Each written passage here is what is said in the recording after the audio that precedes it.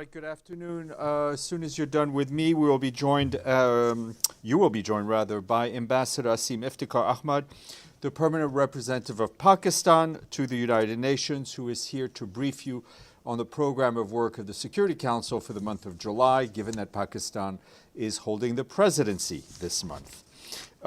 This morning in Sevilla, Spain, our Secretary General had a closed meeting with the heads of the Multilateral Development Banks. He then had bilateral meetings with Juan Manuel Moreno Bonilla, President of the Regional Government of Andalusia and the first Vice President of the European Committee of the Regions. He will, and as you will have seen, we've issued a number of readouts of his meetings with world leaders while he was in Sevilla. He left Sevilla this afternoon and will be announcing his upcoming trip very shortly. Our Deputy Secretary General, Amina Mohammed, was also present at the 4th International Conference on Financing for Development, where she delivered remarks at the high-level session of the International Business Forum. She called for a shift from international assistance to investments in sustainable developments and underscored the private sector's role in delivering impact at scale. She also participated in a meeting of G20 in Spain, high-level special event on debt sustainability in developing countries, alongside Prime Minister Pedro Sanchez. She highlighted the need to break the cycle of debt and welcomed the growing attention from policymakers on this very issue.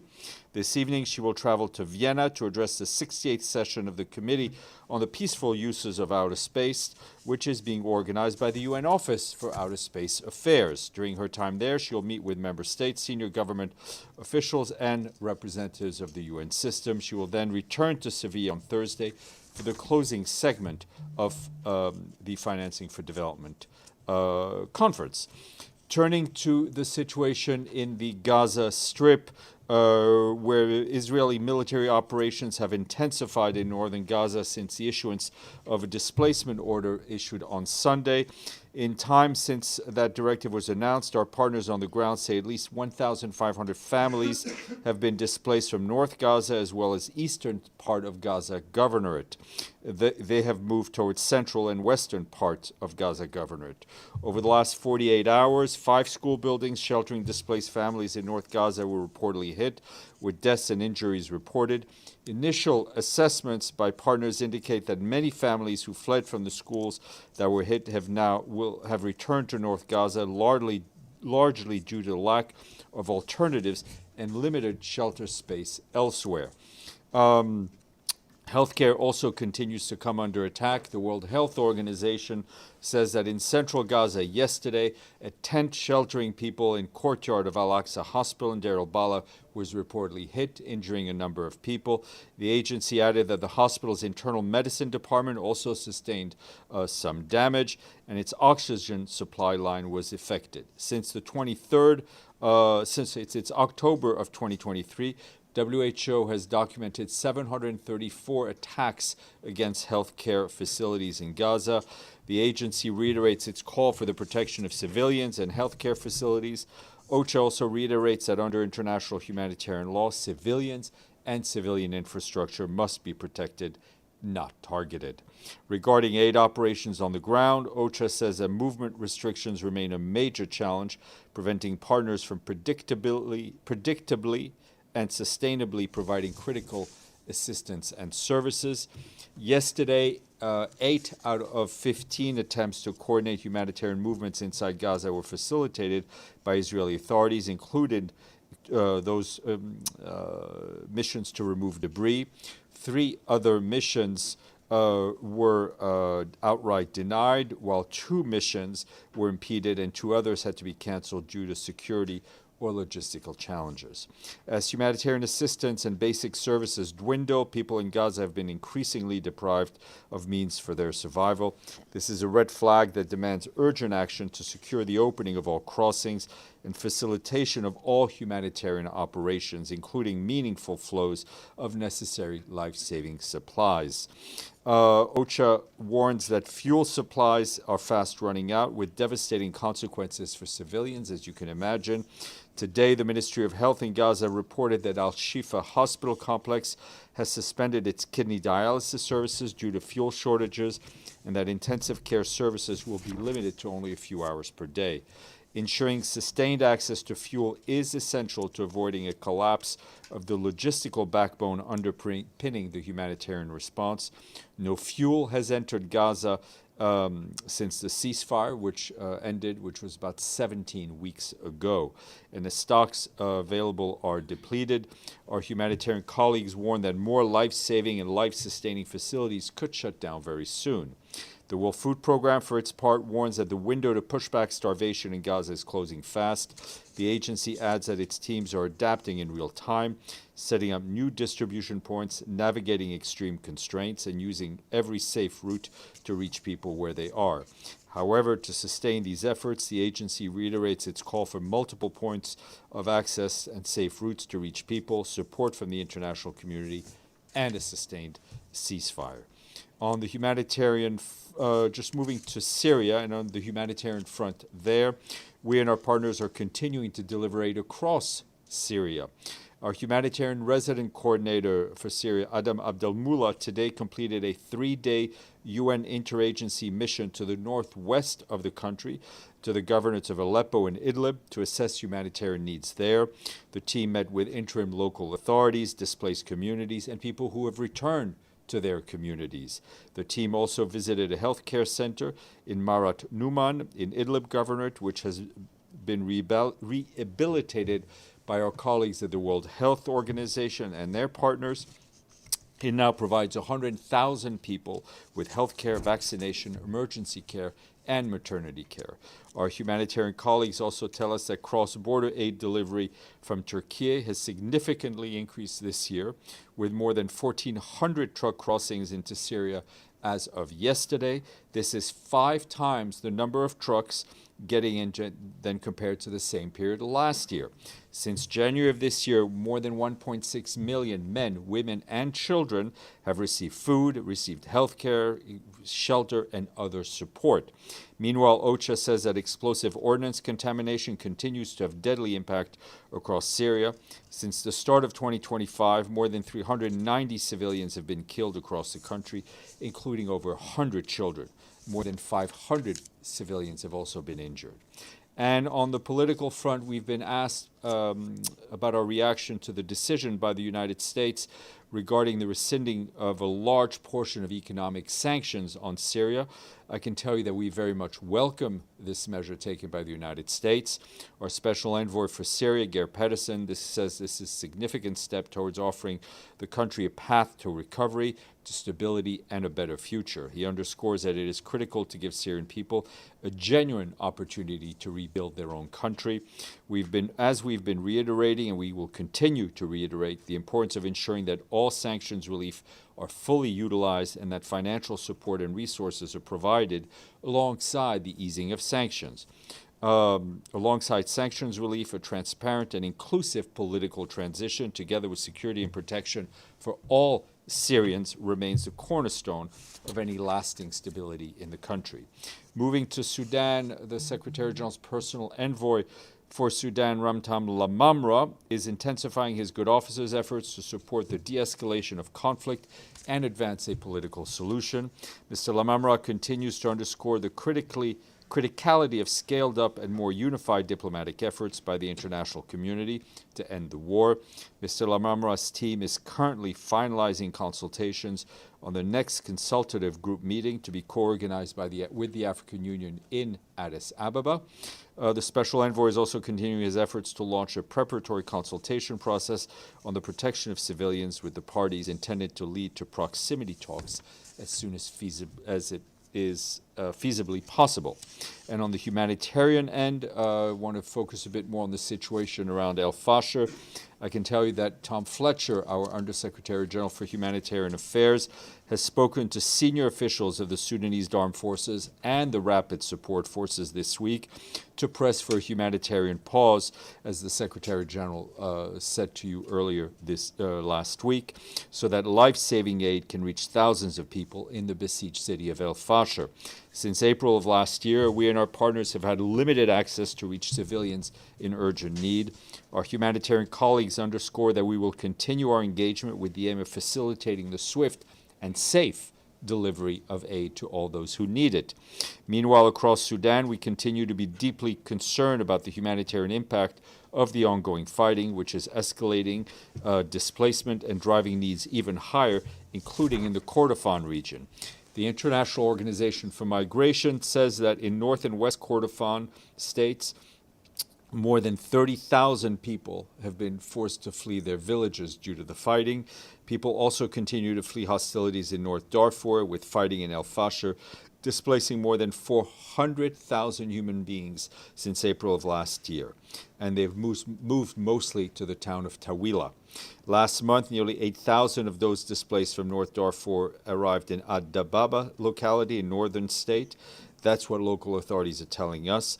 The influx has increased pressure on already limited resources, straining access to healthcare, shelter, clean water, and food.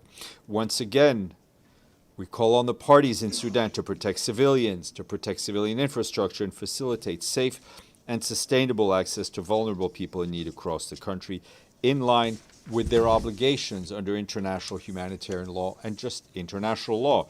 Our humanitarian colleagues are also sounding the alarm over the risk of potential flooding during Sudan's rainy season, which runs through October. Any flooding could disrupt road access, hamper aid delivery, and heighten the threat of disease outbreaks during the ongoing season. We've talked to you, I think, at length about cholera.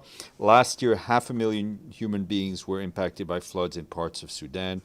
We and our partners stand ready to respond to these where access and resources will allow it. However, severe funding shortfalls are limiting our ability to prepare for these floods. And the UN mission in the Democratic Republic of the Congo today welcomed the signing in Aru over the weekend of cessation of hostilities agreement in Ituri by 6 local armed groups: Codeco, the Zaire Group, MAPI, FRPI, FPIC, and Chinya Tuna. Vivian van der Peer, Deputy Special Representative of the Secretary General and the acting head of MONUSCO, said this agreement marks a significant step forward in the quest for stability in Ituri. It paves the way for a new era focused on reconciliation, security, and development. The mission also encourages the signatory armed groups to continue sensitizing their ranks to ensure strict compliance with the commitments made in Aru and to honor their obligations and help create a climate of trust and reconciliation conducive to the return of displaced people and the revival of Ituri's economic and social development. Lastly, or finally, but not lastly, in a press statement issued today, the President of the Economic and Social Council, our friend Bob Ray, permanent representative of Canada, urged the Security Council to quickly heed Haiti's request for robust security assistance. A UN stabilization mission should be seriously considered, he writes. In the short term, the ECOSOC president said a significant UN support package to the multinational support force is critical. He also urges the Security Council to ensure an active UN presence on the ground, given the severity of the situation in Haiti. Deji, then Edie. Yes, Steph, several questions. First, more than 170 NGOs today released a statement in Geneva calling an end to the Gaza Humanitarian Fund and reinstate UN-led humanitarian operations in Gaza. Any response from the Secretary General on this statement? Refer you to what we have said day in and day out about our concerns for the Gaza Humanitarian Forum. This statement was signed by very important NGOs, and many of whom with which we partner in the delivery of aid. Next week, Prime Minister of Israel Netanyahu will visit D.C. and meet with President Trump. Does the Secretary General have any plan or contact made be the third person who can meet all those two? He's not able yet to meet. Not that I'm aware of. Okay. Edie? Thank you, Steph. Two questions. First, the WFP is saying that the window of opportunity to prevent famine is closing fast. Are any bakeries operating anywhere in Gaza, or have they all run out of flour? I will need to check. Check. And Thank you. Secondly, you talked about Tom Fletcher, the UN humanitarian chief, speaking to both senior government and paramilitary officials about the situation in El Fasher, and the Secretary General's call for a one-week ceasefire. We know it's already been accepted by the government. What was the reaction from the RSF? Well, let me put it this way. If both parties had accepted, we would have announced it. Ahmed Ali, please. Hi, Steph. Two questions. So first, you mentioned that there were 2 UN-led aid missions in Gaza blocked due to what you said, security and logistical issues. Yeah. Could you elaborate a little bit on what that I mean, means? basically, just so you understand what happens, we put in the request for the missions. Sometimes it's denied, sometimes it's granted, but sometimes it's granted with a delay, which means that the mission has to be canceled because the security situation changes, or because people can't wait at the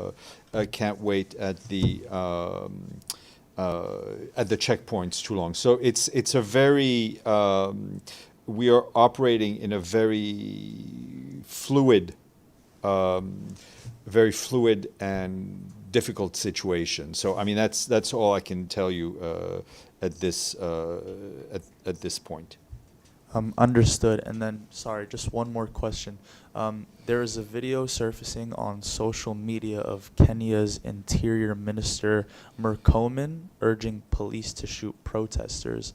I just wonder where? if there were Murkomen. There was a video. No, but where is the what country? I'm sorry. Kenya. Oh, Kenya's Kenya, yeah. Interior Minister. Apologies. Video surfacing of him urging police to shoot protesters. Just wondering if there were any reactions or comments. By I haven't Secretary. seen the video. Sorry. Alex, Vasula, then Dennis. Thanks, Steph. The memorandum between Russia and the United Nations. Sorry? The memorandum Yes. between Russia and the United Nations under the Black Sea Grain Initiative expires this month. Will it be extended or not? I will. Let me get an update for you on where things stand with that. And can I have one more? Maybe even Why should you be different than anyone else? On my yesterday's question on the arrest of Sputnik journalists in Azerbaijan. Yeah, I mean, we have seen, we're very aware of the growing tensions between Azerbaijan and the Russian Federation, with incidents in both countries. We very much hope that all of that is resolved through diplomatic channels, and also that the freedom of journalists to operate is also guaranteed. Vasula. Thank you, Steph. So on June 27, the Russian Federal Security Service reportedly tortured and killed 2 Azerbaijani civilians, Zireddin and Hüseyin Safarov brothers, in Yekaterinburg. And besides, they were also brothers of well-known Azerbaijani journalist Seyfeddin Hüseyinli. The same day, several others were seriously injured and 9 people were detained. I'm just wondering, I haven't seen any condemnation from the UN, and wondering, has Secretary General requested an investigation or explanation from the Russian side, Russian government? No, as I was mentioning to your colleague, we're very well aware of the tensions between Azerbaijan and the Russian Federation due to a number of incidents, notably the one you refer to. We very much hope all this will be resolved, which will, within the framework of the rule of law and the right of journalists to work. Dennis. So it was just reported that President of Russia, Vladimir Putin, and his French counterpart, Emmanuel Macron, just held talks. First in about 3 years. They discussed Middle East and Ukraine. So what's your comment on that? I mean, I haven't seen the outcome of the discussions, but obviously we welcome any dialogue between the two countries, especially when it's at the highest level. Let's go to Lenka to finish the Russia. Okay, we're done? Okay. Abdelhamid and then Linda. Thank you. Can you confirm that UNFPA signed a memorandum with Israel for cooperation in Gaza? I don't have that information. I have even a petition from the UN staff. I'm not doubting. I'm just saying you should check with UNFPA. Okay, my second question. In the West Bank, settlers have burned 104 acres of agricultural land in the village of Sa'ir near Hebron. And they took over all the goats of the peasants there. Are you aware of these developments? I'm not, Abdelhamid, we are very much aware of the situation in the West Bank. I think Khaled Kyari spoke about it. I spoke about it. We speak about it repeatedly. We're not in a position from here to do real-time reporting, but I think our position on, first of all, the illegality of the occupation, but also very much so on the violence that Palestinians have been suffering, especially in the last few months, I think has been very, very clear. Linda. Thank you, Steph. Regarding Gaza, I was just wondering if you could give us a little update in terms of what the current size and scope of UN workers in Gaza I mean, the vast majority of UN staff in Gaza are Palestinians themselves, so they remain in the thousands. Our work, I mean, we talk about it every day. It remains completely opportunistic, at best, right? We're able to do things drip by drip whenever there's a slight opening and an opportunity is given to us to deliver something, we do it. But it's no way to run a railroad, let alone a humanitarian operation.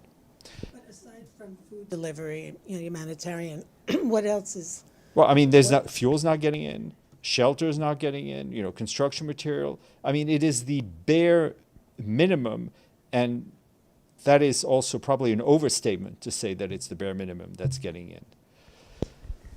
Benno. Thank you, Steph. A climate question. So it's hot here in New York, but it's even hotter in Europe right now. Do you have a comment to the hottest June on record for Spain and Portugal? I mean, I think as the Secretary General said on social media a few days ago, it's not a record. It's the new normal, and that's what is terrifying, right? I mean, it is